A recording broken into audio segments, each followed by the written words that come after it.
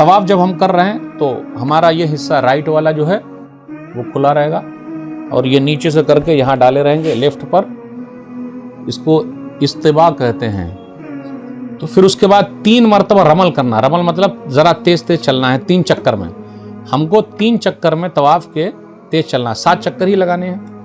بیچ میں اگر وضو ٹوٹ گیا تو اگر 2 کے بعد وضو ٹوٹا یا تیسرے کے بعد وضو ٹوٹا، جتنے کے بعد وضو ٹوٹا اور جہاں سے ٹوٹا وہیں سے آپ چلے جائیے، کاؤنٹ کیے رہیے کہ میرا کتنا ہوا، تو گئے وضو بنا کے پھر وہیں سے شامل ہو جائیے کوئی حرج کے بعد۔ اب نماز اگر کھڑی ہو گئی تو جہاں نماز کھڑی ہوئی اور جتنے چکر کے بعد کھڑی ہوئی آپ وہیں پر کھڑے ہو جائیے، وہیں نماز پڑھ لیجیے، پھر وہیں سے آپ کا طواف آگے بڑھ جائے گا۔ 2 ہو گیا تو تیسرا رہے گا، وہ چوتھا رہے گا، جیسا جہاں سے جس طریقے سے رہے۔ لیکن لیڈیز کو اگر حیض آ گیا اسی میں تو اس کا طواف ختم۔ ہاں البتہ وہ صحیح کرنا چاہے تو کر سکتی ہے، اس میں کوئی حرج کی بات نہیں۔ تو یہ ہو گیا۔